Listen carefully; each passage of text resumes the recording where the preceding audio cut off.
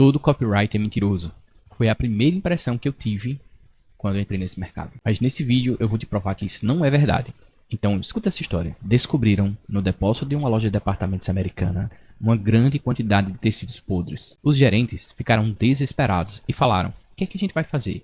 A gente precisa se livrar desses tecidos urgentemente. E aí fizeram uma reunião para decidir o que é que iam fazer. E nessa reunião estava um tal de John Emery Powers. No dia seguinte, ele apareceu com um anúncio que dizia: temos muitos tecidos podres e coisas das quais queremos nos livrar. Em outras palavras, os tecidos estavam apodrecendo e poderiam ser comprados por um custo menor.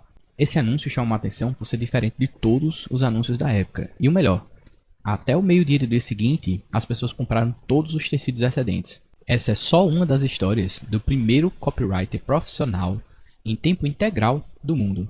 Ele viveu entre 1837 e 1919.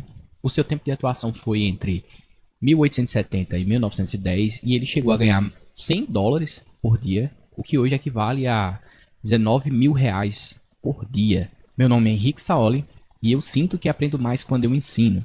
Então quero criar uma série de vídeos para contar a história dos principais copywriters da história. Nesses vídeos eu vou abordar as contribuições de cada copywriter para a época em que viveram, comparação entre eles, e o que pode ser aproveitado nos dias de hoje para o copywriting de resposta direta. Como esse é o primeiro vídeo da série, eu falarei apenas das contribuições do John Emery Powers para a época dele e o que pode ser aproveitado nos dias de hoje. Nesse vídeo eu quero contar mais do que histórias, eu quero fazer uma análise mais profunda da escrita desse personagem que provavelmente nunca foi feito por nenhuma outra pessoa. Por exemplo, apesar dos estudiosos focarem no quanto Powers ganhou e no fato dele ter sido o primeiro copywriter da história, eu não acredito que essas tenham sido as melhores contribuições dele. Para mim, a maior e melhor contribuição dele foi ele ter se recusado a mentir em seus textos. O que é impressionante, porque hoje é quase impossível achar um anúncio ou VSL que não tenha uma mentira. Saber que existe um cara que ganhava 19 mil reais por dia para criar anúncios falando a verdade é algo encorajador. Inclusive, ele defendia a verdade absoluta nos anúncios, mesmo que isso expusesse os defeitos do produto. Ele chegou a ser descrito por John Wanamaker como o homem mais insolente que ele já tinha conhecido. E foi demitido em 1886, mesmo fazendo Wanamaker dobrar suas receitas de 4 para 8 milhões de dólares em apenas 9 meses. Ele se recusava a escrever anúncios para um produto a menos que ele estivesse convencido de seus méritos. E também chegou a cobrar que as empresas corrigissem tudo o que estava de errado no negócio e dizia: se a verdade não pode ser contada, conserte-a para que seja. A segunda contribuição mais importante foi colocar sobre os seus ombros a próxima geração para enxergar mais longe. A exemplo do Reason Why, que foi criado pelo John E. Kennedy, mas que já era utilizado pelo John Emery Powers anos antes. O John Emery Powers ele não escreveu livros, então tudo o que temos são relatos dos seus anúncios. E para entender por que os anúncios de Powers funcionavam, a gente tem que entender o contexto da época. Um famoso showman e fundador de circo chamado Barnum, que viveu entre 1810 e 1891, usava mentiras descaradas para anunciar o seu show, como por exemplo, a maior maravilha do mundo, o espetáculo mais fantástico da Terra, conheça criaturas nunca antes vistas. Ou seja, esse cara acabou influenciando os publicitários que passaram a criar anúncios caóticos, com textos longos que não diziam nada, com letras extravagantes e com alegações absurdas. Eu consegui um jornal de 1884 e vou mostrar para vocês um exemplo. Veja, o texto diz: uma queda nos móveis. Vale a pena examinar. Nossos novos e realmente elegantes conjuntos de quarto em freixo por $24, também em cerejeira, freixo, carvalho, encerado e mogno por $27, $33, 40, 32, 60, etc, etc. Nossos móveis para sala de jantar em estilos antigos, aí buffets por $23, cadeiras de jantar em couro por $4, etc, etc. Os padrões mais selecionados e modernos em móveis de sala. Conjuntos compostos por peças únicas e estofados elegantes, todos equivalentes aos melhores trabalhos sob encomenda, por menos da metade do preço. Compre direto do fabricante. E aqui eu quero destacar algumas palavras que talvez possa ter passado batido aí por vocês. O primeiro é elegante, é uma palavra que não diz nada. Da mesma forma, antigo. Antigo quanto? A gente não sabe de que antigo que ele está falando. Os padrões mais selecionados, então... Tipo, o que é um padrão selecionado? E modernos, também não sei, enfim. A gente também tem aqui peças únicas, que não diz nada também. Estofados elegantes, ou seja, o que é o elegante? Melhores trabalhos. Então, as palavras, elas acabam ficando sem sentido, porque essas palavras, elas podem, na cabeça de uma pessoa, dizer uma coisa e na cabeça de outra pode dizer outra. Então, é uma comunicação muito aberta, né, e que não traz simplicidade, não traz na cabeça do cliente aquilo que ele deveria pensar. Agora eu quero mostrar como eram os anúncios feitos por Powers. O anúncio diz: o custo disso. Em uma passarela de madeira, o maior gasto é a madeira. Em um violino esplêndido, o menor gasto é a madeira. Em uma parede simples, a pedra é o principal custo. Em uma estátua clássica, o custo da pedra mal é considerado. Esse princípio, em certo grau, aplica-se à produção de verniz fino. Não afirmamos que colocamos de 2 a 5 dólares em materiais em cada galão líquido, mas colocamos conhecimento científico, habilidade especializada e cuidado contínuo que nenhum verniz comum possui. Se você deseja obter música rica, uma obra-prima de arte escultórica ou um trabalho de envernizamento satisfatório, deve pagar por algo além da matéria-prima. Aí a gente já vê uma grande diferença, né, de Powers para os demais, né? Ele começa fazendo uma comparação, né? Quando ele fala este princípio em certo grau aplica-se à produção de verniz. Então o que ele está fazendo? Ele está pegando elementos que são comuns na cultura daquele povo, mostrando, ó, tem uma coisa aqui que é bonita, que é interessante e que para fazer uma coisa simples a gente só considera a matéria-prima. E para fazer uma coisa maravilhosa a gente tem que considerar também o trabalho do artesão, né? Tem um custo maior nisso. Então ele está criando aqui uma comparação com o verniz, né? O verniz que são dos concorrentes, eles são com uma matéria-prima, que você coloca ali alguns elementos ali dentro, enquanto que o verniz aqui da propaganda que eu estou falando, né, do anúncio que eu estou fazendo, ele já é um verniz, né, que tem um trabalho, um artesão, né? Ele está criando essa comparação para que a pessoa consiga ver valor, né, sem ter que estar precisando falar dos elementos, né? Então ele fala ali que não afirmamos que colocamos de 2 dedos a 5, de 2 a 5 dólares em materiais em cada galão líquido. Então quando ele fala isso aqui, ele está fazendo uma diferenciação dos concorrentes, né? E quando ele fala que tem conhecimento científico, ele tá falando também que ele não vende commodity. Ele não vende o que é igual ali para todo mundo. Ele vende algo que tem um refino e que as outras não têm, ou que pelo menos os concorrentes ali, eles nunca falaram desse ponto, né? E quando ele fala aqui, né, que se você deseja obter música rica, uma obra-prima, o que ele está fazendo aqui é criando uma âncora no maior custo, já que esses elementos, as pessoas estão acostumadas a pagar mais, as pessoas estão acostumadas a entender que aquilo é coisa de rico, né? Então ele cria uma âncora ali dizendo, ó, isso aqui é coisa de rico, isso aqui é coisa de aprimorado. Então ele está dizendo que se você deseja obter música rica, né, você ou uma obra-prima, ou alguma coisa, um trabalho satisfatório, então ele cria uma âncora para dizer que o verniz dele é mais caro, né? E por último, né, ele deixa essa ênfase, né, naquilo que ele não fala de preço, né, ele não fala de nada, ele só cria ali um padrão para quando a pessoa olhar para aquilo ali e dizer, cara, esse aqui vale mais que qualquer outro verniz. Vamos analisar outro exemplo. O anúncio diz assim: os melhores produtos significa simplesmente os produtos mais perfeitamente adaptados ao seu uso. Se você pedisse ao seu alfaiate para fazer um terno sob sua medida, com o melhor tecido dele, ele não saberia o que fazer. Ele tem uma dúzia de tecidos que são os melhores para uma dúzia de usos, mas você deve explicar.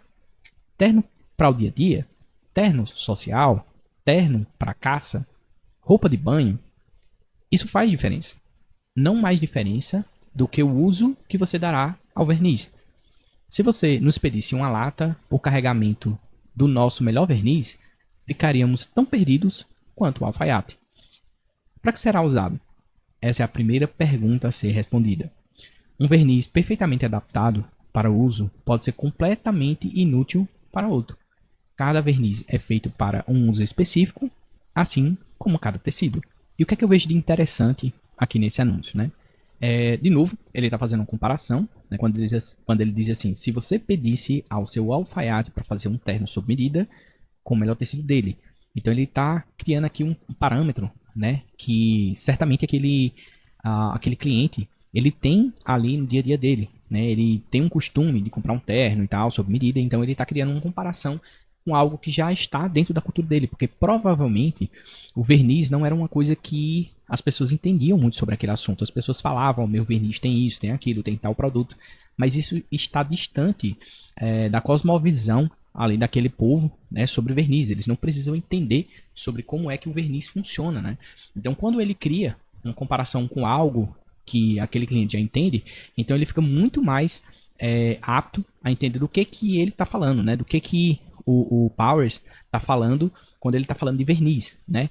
Então, quando ele diz assim, não mais diferença do que o uso que você dará ao verniz, né? Então, aqui ele está criando uma âncora, né? Ele está fazendo uma comparação, ele cria o link entre a roupa ali do alfaiate e o verniz, né? Dizendo que da mesma forma que um alfaiate ele pergunta para o que é a roupa, né? Para qual objetivo você vai utilizar aquela roupa, a empresa, né, que cria esse verniz, ela também precisa entender para que uso você usará aquele verniz, porque muito provavelmente naquela época as pessoas ali que vendiam, os concorrentes vendiam o verniz, qualquer verniz para qualquer uso. Ou então, por exemplo, tinha um uso que pedia um verniz mais caro, e aí as pessoas iam até a loja, né, querendo comprar aquele verniz para aquele produto mais caro, e o vendedor ia lá e empurrava um verniz mais barato, que servia para outro uso e que atrapalharia ali a vida daquele cliente, que ele estaria com o plano errado, né, e tal. E já na empresa do Powers, né, provavelmente ele chegava ali e dizia, ó, esse produto serve para isso. Então, quando ele ia educar a pessoa ali, né, muitas vezes o cliente ele saía dali, né, sem comprar o produto achando que era mais caro, quando na verdade o vendedor ele estava tentando ali ajudar. Então, o que é que o Powers ele está fazendo aqui? Ele está educando, né? Ele está dizendo, ó, existe um verniz para cada uso.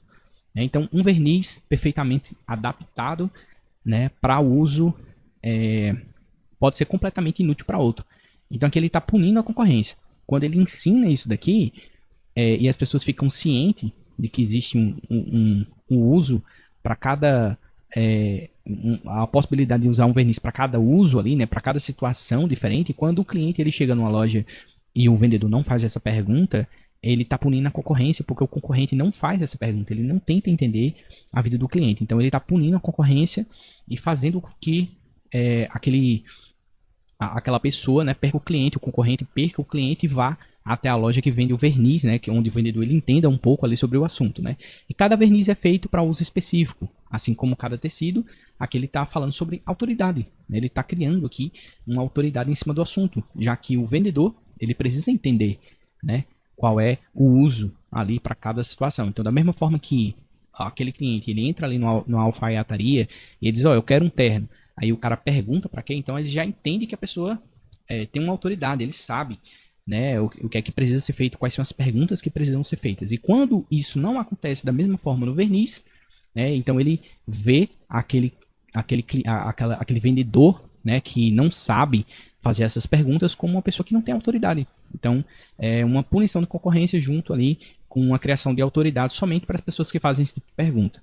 Com esses dois exemplos, vemos como ele quebrava a expectativa do leitor. Ele foi o primeiro a utilizar muitas estratégias e técnicas de marketing que existem ainda hoje, como por exemplo, anúncios de página inteira com storytelling, teste de produtos, compras parceladas. Ele definiu o estilo Powers, que tinha uma linguagem simples, direta, com frases curtas, com títulos impactantes, sem exageros e sem imagens. Vejam mais alguns exemplos. Número 1. Promoção de gravata. Elas não são tão boas quanto parecem, mas são boas o suficiente. 25 centavos. Número 2. Loja de roupas à beira da falência. Estamos na falência. Esse anúncio fará nossos credores agarrarem nossos pescoços. Se você vier comprar amanhã, teremos dinheiro para encontrá-los. Se não, iremos ao paredão. Resultado. Salvou a loja com um aumento imediato de vendas. Número 3. Promoção monstruosa. Sapatos por $1. Empilhamos 1000 pares de sapatos, não os mais finos, mas bons para uso diário. Venha hoje, sem floreios, apenas uma oferta simples, $1 o par. Quando acabarem, acabaram. Vocês conseguem perceber nesse anúncio que existe uma razão para as pessoas saírem imediatamente onde estão e irem comprar. Esse é o prenúncio do Reason Why, e é por esse motivo que o Powers se destacou se comparado com seus colegas. O último exemplo que eu quero deixar de como ele mudou a história do copywriting foi de quando ele criou anúncios para Wilcon e Gibbs, que era uma fábrica ali que vendia máquinas de costura, né? E chegou a aumentar a demanda por essas máquinas em toda a Grã-Bretanha, de forma que os próprios fabricantes não conseguiam atender essa demanda. E com todo esse currículo, a pergunta que fica é: será que as técnicas e o estilo de Powers funcionam ainda hoje? Eu tenho certeza que sim. Veja aí um exemplo de um vendedor sincero vendendo no Instagram. Ele tem 2 milhões de seguidores. Vendido, meu parceiro. O Civic é seu. Já pode sair de casa, meu povo, porque o malandro e o otário já se encontraram. Bomba Civic, porque Honda que presta é só moto. Esse é líder de venda. Mas se você tirar, você leva o Corolla. Porta-mala gigante, dá pra você viajar com sua esposa e sua amante. Aqui você vai pagar caro pra no final você levar pau do Jetta. O multimídia trava mais que a Samsung. E ele bebe muito? Parado não. Ó, a gente zoa, a gente brinca, mas o Civic só tem um defeito. Qual? Não ser da Toyota. Um volante que vem com massageador de fábrica. Pra ativar é só passar de 100 por hora. Aqui atravessa a geração, porque desde a primeira eles não resolveram o problema da suspensão. Famoso carro K-pop. Só adolescente que gosta. Essa conversa de que a suspensão é dura é mentira, né? O Corolla corre bem mais. Se você der sorte e o multimídia não travar, você assiste até um dorama nele. Mas o multimídia aqui funciona, né? Ah, o Corolla corre mais. Você sabe que ter um Honda Civic é a mesma coisa de usar pochete, né? Como assim? No começo dos anos 2000 era até aceitável. Hoje é motivo de chacota. Esse negócio que a bateria descarrega fácil é conversa, Tô né? te falando que o Corolla corre bem mais, só. Minha joia, Opa. como que eu faço a escolha certa na hora de comprar meu carro? É fácil, é só você seguir o meu perfil no Instagram. Ô Lucas Bate, que aqui eu só falo a verdade. No mercado de resposta direta, esse estilo é pouco explorado, a ponto dos anúncios e VSLs serem sinônimo de mentira. A intenção desse vídeo não é fazer juízo de valor com opinião positiva ou negativa sobre a mentira. Cada um faça o que quiser. Eu não estou aqui para ficar julgando. Eu apenas expus alguns fatos, mas confesso que não mentir nos anúncios e VSLs foi uma das razões que me motivaram a estudar os fundamentos para poder criar algo que seja superior ao que tem se visto nos dias de hoje, sem precisar ficar modelando os anúncios mentirosos. Se você curtiu esse vídeo, curta e compartilhe com seu amigo copywriter, porque no próximo vídeo eu vou falar sobre John E. Kennedy e sua primeira escola de copywriting da história, chamada de Reason Why.